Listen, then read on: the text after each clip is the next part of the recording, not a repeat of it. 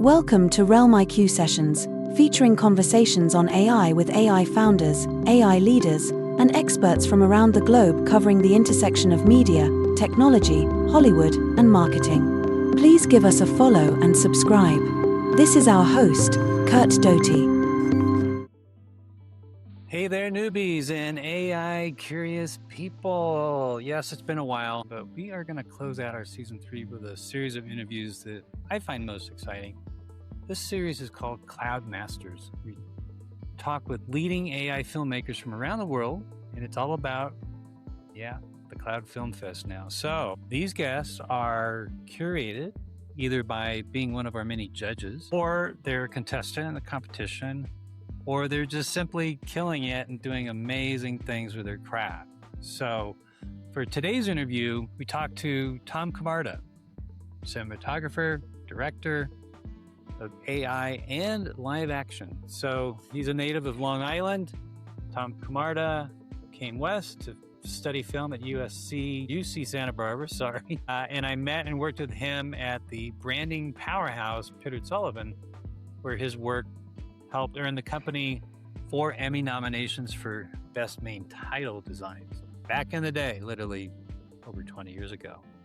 But he went on to build a prolific commercial career, shooting hundreds of promos, music videos, and spots for brands, including PlayStation, Microsoft, ABC, CBS, ESPN, DirecTV, and Nickelodeon, to name a few. But he also transformed that experience into long-form narrative, and he was asked to photograph, be the DP for 2 seasons of The Mentalist, if you remember that show, great show, and then moved on to a long-running collaboration with Jerry Bruckheimer Television, spanning Training Day, Lucifer, and National Treasure, and 3 seasons of CSI Vegas. So incredible talent, incredible experience, and a few feature films in there as well. But now he is expanding into the hybrid AI live action space. And it's very interesting what he's doing, and such a great thing that he comes from a traditional background and has embraced AI fully and is starting to really do some wonderful stuff. So let's get started.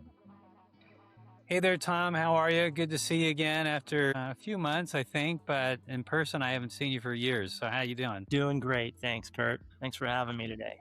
Absolutely. So happy to have you, because you have an interesting story to tell. You and I go way back in the days when I was directing a little more, and you were a DP for me and always did a fantastic job. So I applaud, the evolution of your career since we worked together back in the day. And you've done amazing things, worked on amazing shows. And now here we are in the age of AI, and you're a traditionally trained DP, cameraman, director of photography, and you've embraced it. And I think that is so cool, because it's people like you with your experience that will and need to use these tools to get creativity to the next level using this technology. So why don't you talk to us about that journey, because it's an incredible journey that you've had. Sure. Well, thank you. And I actually really cherish those early days, of experimenting and just trying new things, and that we worked when we worked together, right? Back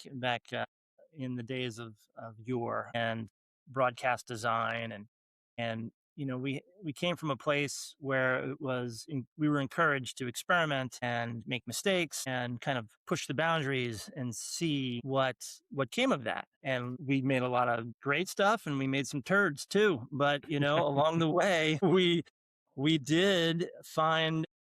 We did get a few Emmy nominations in there, for main titles and what it was. And it was, and that can only be done by being open to new technology and to new ways of doing things. And I think that was the environment that, we came up in. And so, cut to today, after a few years of working in a certain kind of tradition, I'd say, for me, it was last year.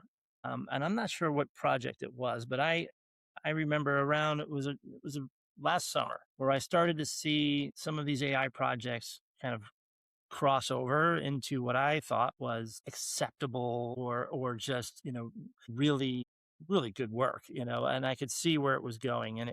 it went from almost overnight, like it just started at like Mid-Journey, right? It was Mid-Journey, and seeing the ability of creating images that went from amorphous to nothingness to, wow, this is actually, we can tell a story now. Yes. And so that's it. I think, and in that, and I think, and I've always had that kind of spirit of experimentation, and it just kind of like fired off some synapses, I guess, of that feeling of, this is really cool technology, and this is exciting, and it kind of got me excited again, as it was like when we were working together back at Pittard Sullivan, and it was broadcast design, and that's what got me excited about it. So I've embraced it, and in the end, you're just telling stories, and it's a new way to tell stories and make tasty frames, as I say. There you go. Tasty frames. Taste. That's a key word these days. You mentioned these phases, and yours was like a very compressed one in a short amount of time. I've been studying the space for 3.5 years. Ever since ChatGPT launched, I was like on a day one. And through the holidays after Thanksgiving, I was just saying, this is really going to change things, people. You don't realize, because I had been researching and working with machine learning concepts and executions for 2 years prior, which was difficult, one, to imagine and then ideate for.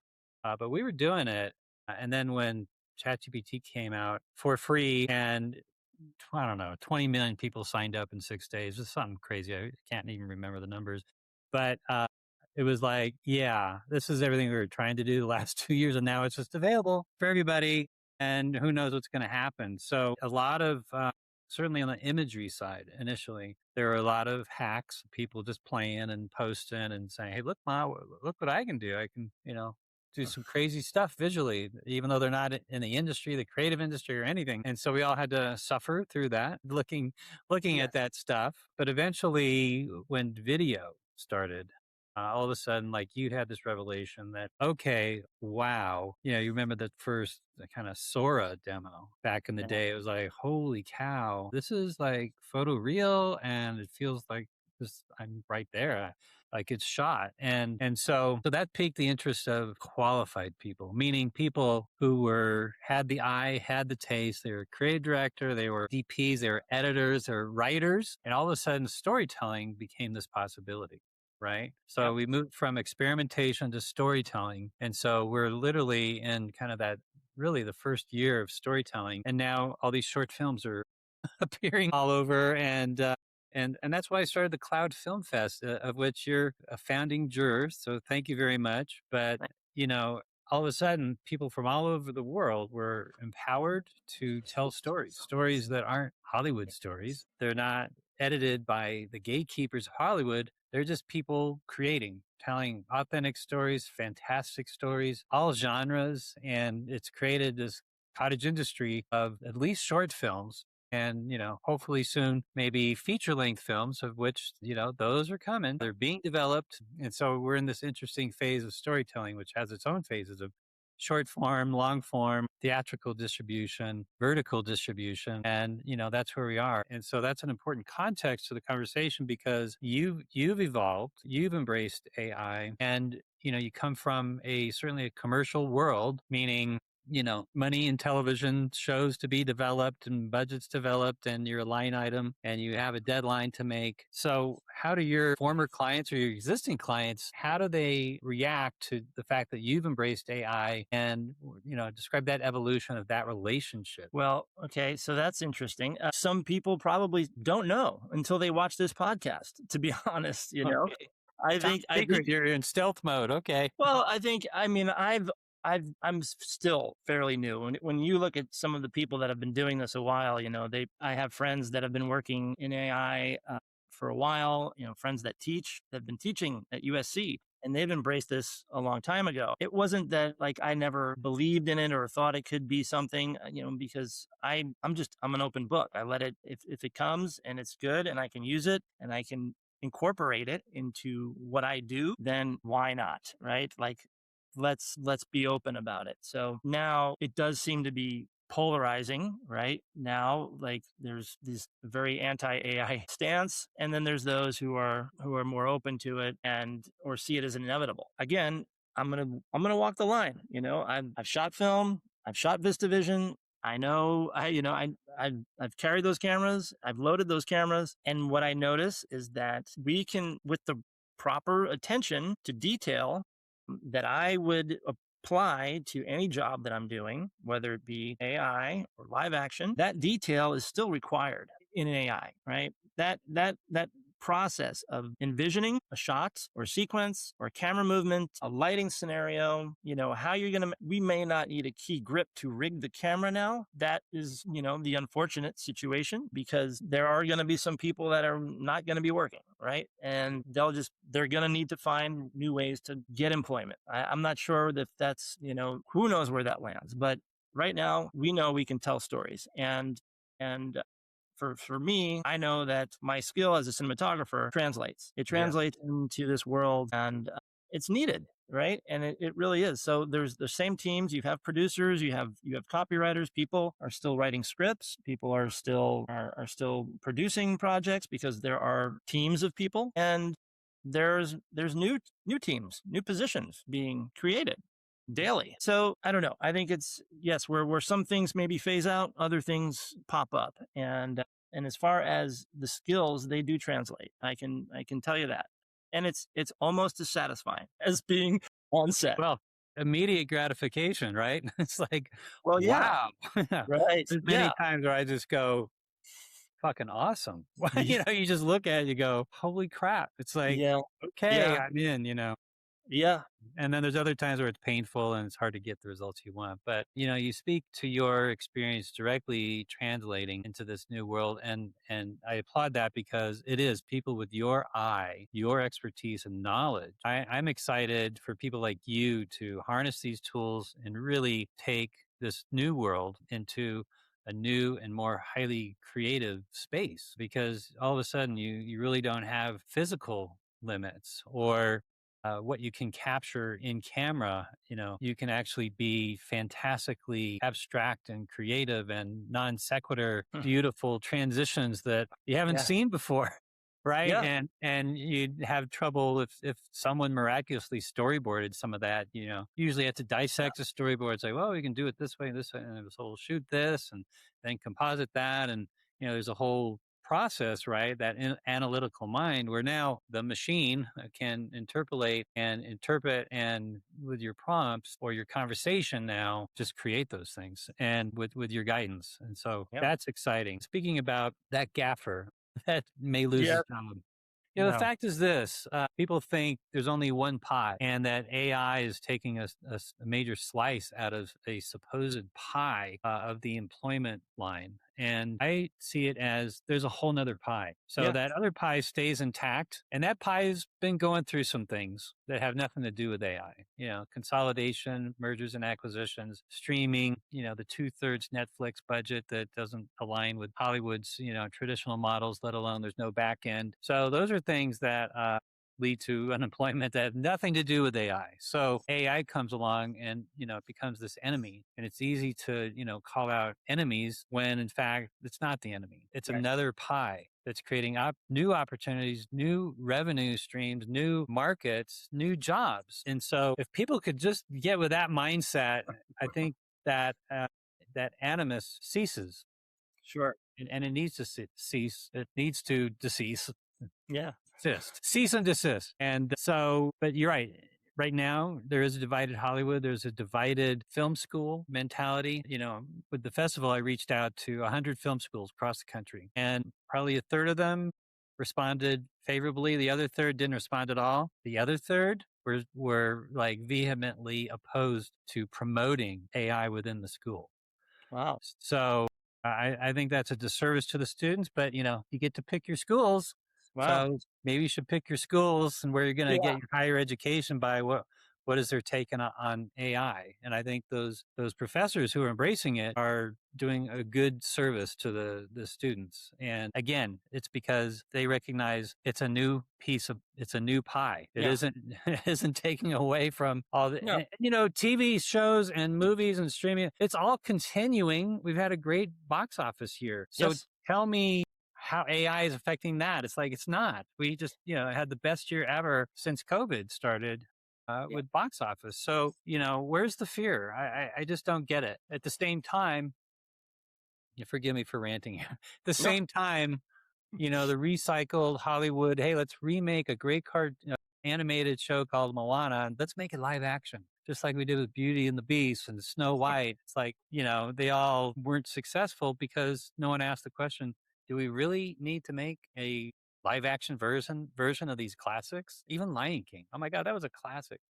Yeah. And so Yeah. hundreds of millions of dollars spent on that, that could have been put into new storytellers, new scripts, new stories, new franchises, Yeah. but no. So Hollywood has to learn a few lessons. And Yeah. what's emerging is a whole new wave of storytellers that are proving themselves. And certainly in the YouTube creator economy, all of a sudden there's a whole new resource of filmmakers that have already been online, honing their craft for years, and now they're getting their shot. And I think the same thing's going to happen with AI filmmakers.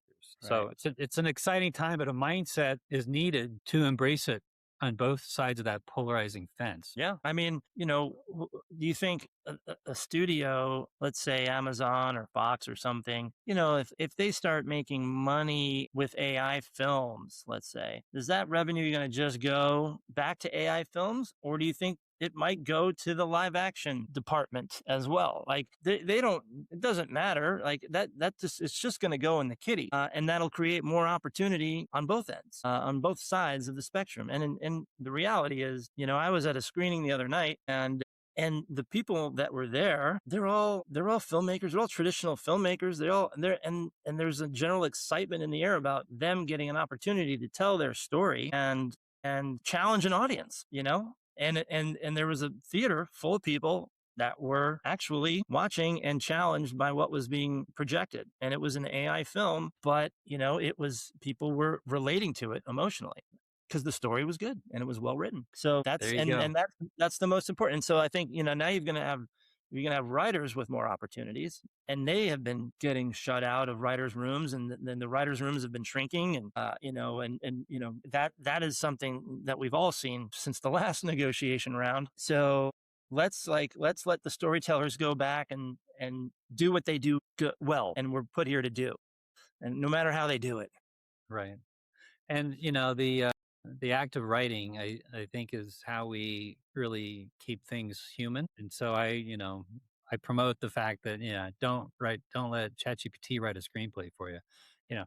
Keep it human, keep it original, keep it your story, and by doing that, you start to build a case for ownership of the IP. Right? If you surrender everything, nothing will be owned. And, those things are going to get worked out in the courts in terms of what is ownable if it's created on these platforms. But in the interim, you should be doing what you can to show and demonstrate in front of a court why you own this IP. And so part of our thesis for the film festival is like, we recommend hybrid. How do you keep it human? Ask yourself. It's like, how do I keep the human and AI collaboration intact through defining what is the human contribution, what is the AI contribution, and as a combination thereof. And that's the way it could and should be moving forward. Yeah.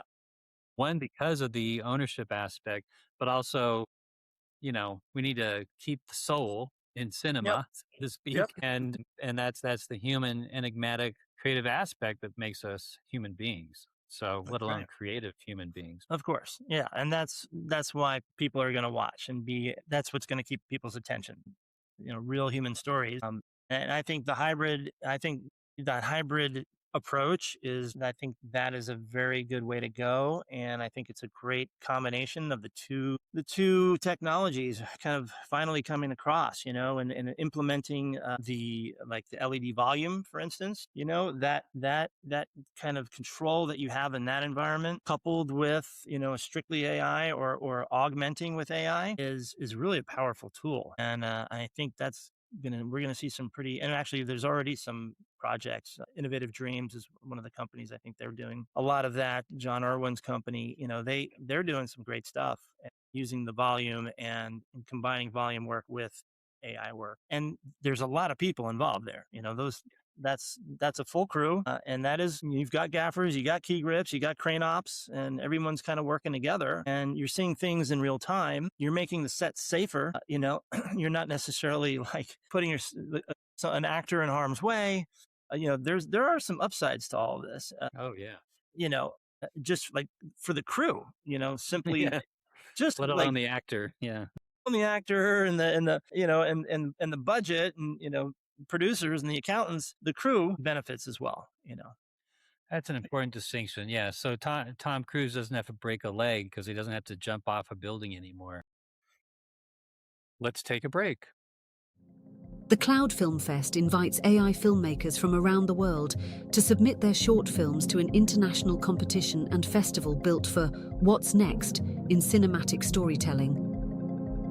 The CLOWD Film Fest will premiere in Southern California the week before LA Tech Week at the Alex Theatre in Glendale, California, for its first annual AI Film Festival event, October 7th and 8th. AI filmmakers who wish to submit their works for consideration should visit cloudfilmfest.com, that's with a W, and at hike.com, that's with 2 I's. So, stop posting and start submitting. The final deadline is August 19th, 2026.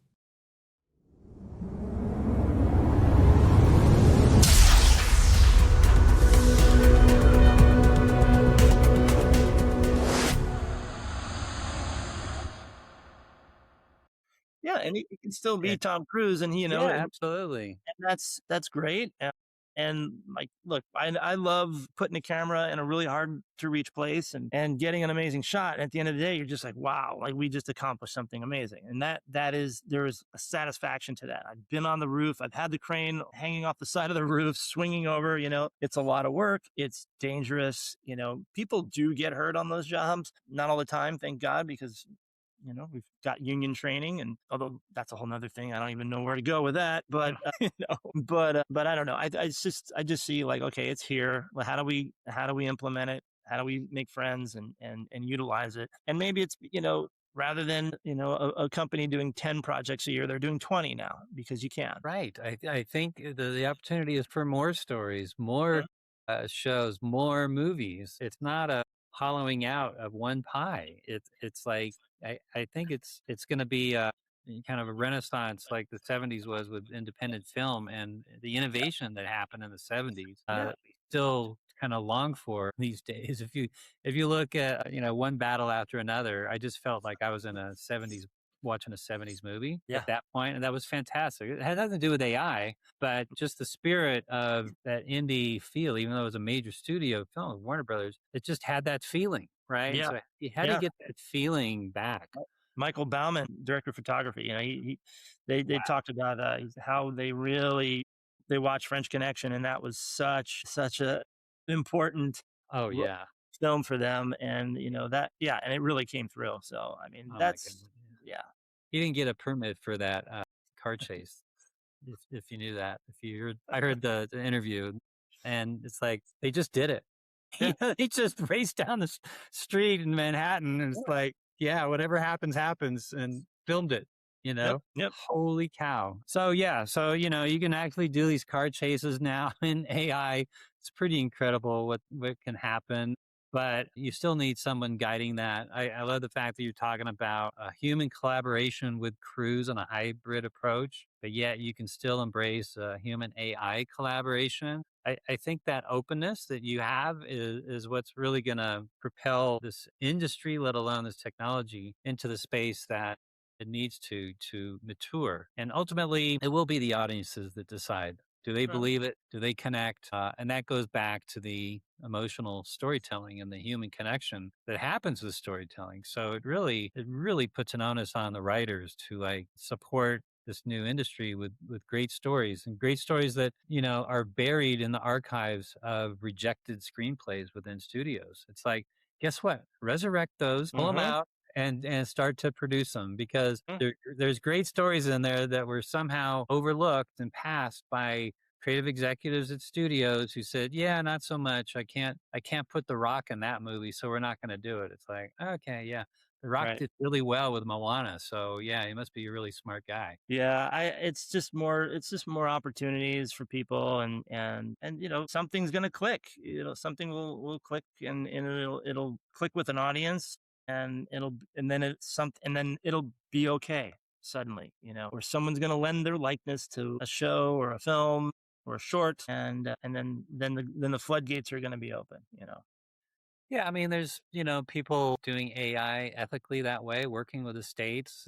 It started with the music industry, Yep. with rappers that, have been deceased for years, and their families want to capitalize on the fact that, yes, they're gone, but their brand and their music could live on in a new synthesized way. And if the estate approves it, permission granted, right? And all of a sudden, again, it's not taking away from one pie. It's like creating a whole new pie, a whole new opportunity for a family to, an estate to make revenue off of, young talent that was lost in their youth that had huge potential. So as you look at new tools and the evolution of these tools, what do you feel is still lacking or could get better?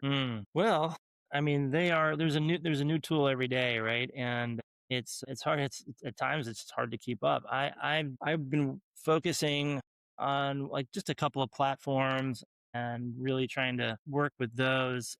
But I'm seeing things that particularly with, I think, maybe music generation and voices, right? That's kind of the telltale sign, I think, is in audio and in sound. I mean, And lip sync yeah, and lip sync. believable delivery Yeah, performance.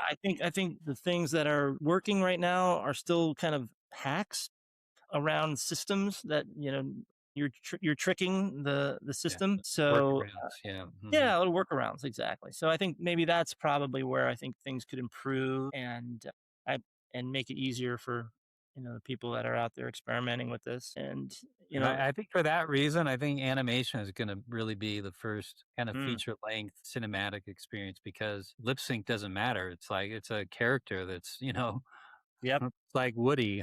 It's like sure, no, it's like stylized world, and you just say, yeah, I love this character, and I yeah, believe it's happening. I'm getting into the story yes, and the character versus analyzing the lip sync. It's this photorealistic approach of live action that is the hardest thing to pull off, and that is certainly getting better. But it's the hardest thing to pull off because they're human. They want to see a human. If something doesn't seem human, then they're going to say, "Oh, it's AI." Right? Where in the magical fantasy world of animated characters, it's like, yeah, it's just a whole different world. yeah, And anime as a category also huge taking off.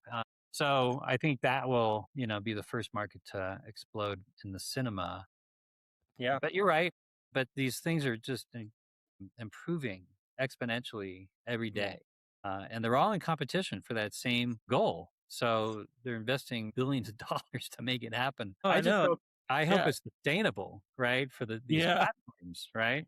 It's nice to see like I think these platforms where you're actually creating the pieces. These are becoming the new channels, right? These are becoming the new Netflix or of the internet, right? This is like Magnific and Runway, and Yeah, they're all generating their own content and IP and programming. And so soon that I mean you're just going to start to see like they're going to really, with whether it be animated or live action look or whatever it is, people are going to be tuning in. There's already, I think, what Magnific has, the Chronicles of Bone. yeah. They do a 3-part, or it's a series. These are I think that's the future of like those platforms where they monetize that subscription money, then they can pay out to the The people who creators, are yeah. the creators, yep, and start making shows and entertaining. Yeah, it's a different model than YouTube because the thresholds aren't there for minimum audience levels and all that, which just is elusive for most people. And YouTube creators with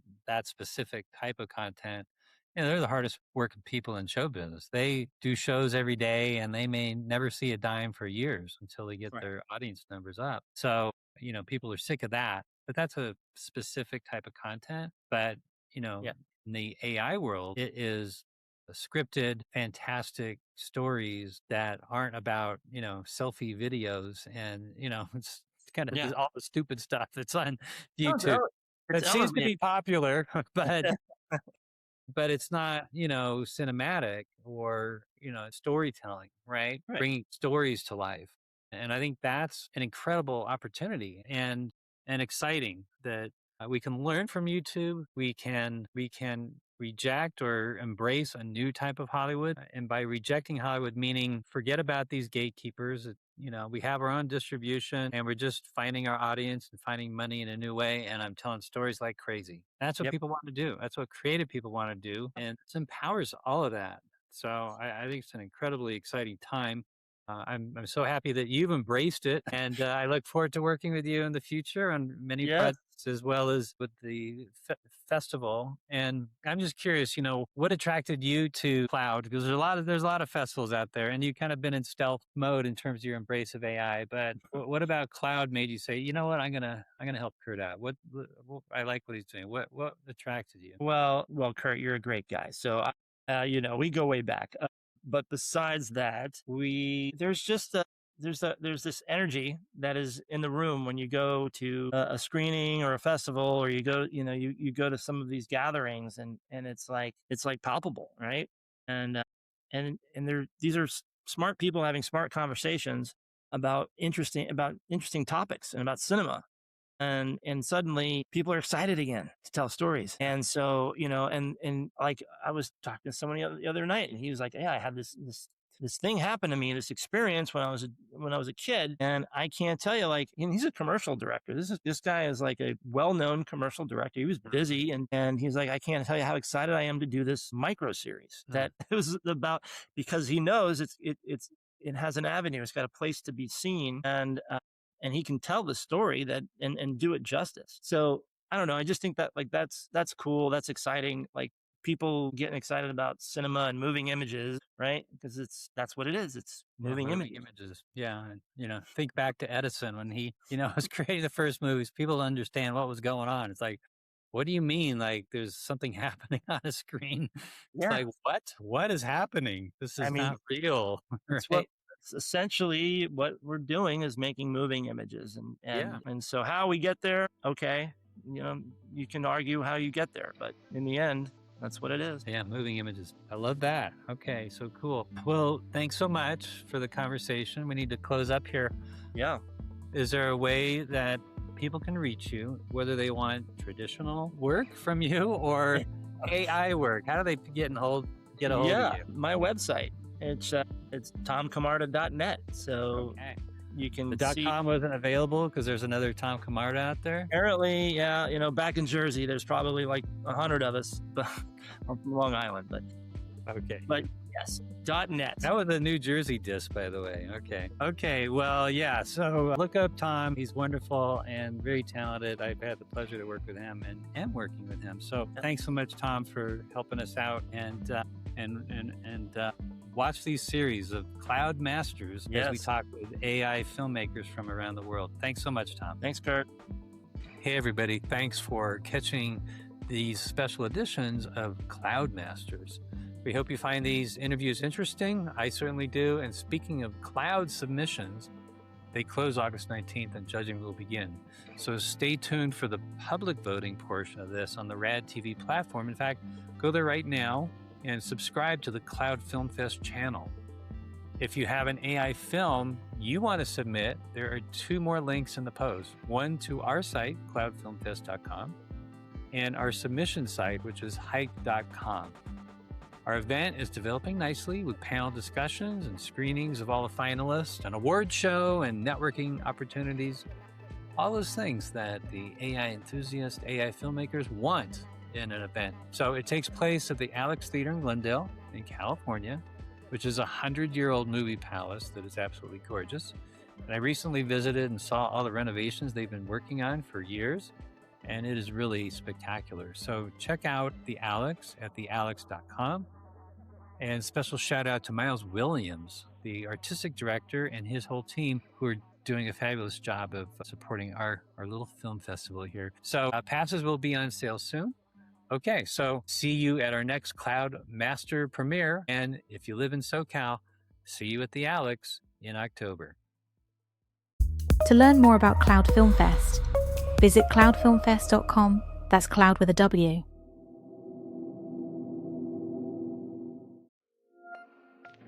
Subscribe to our Media Slam newsletter and learn more about the intersection of design, content, and technology. CurtDoty.co. Branding, marketing, and product development.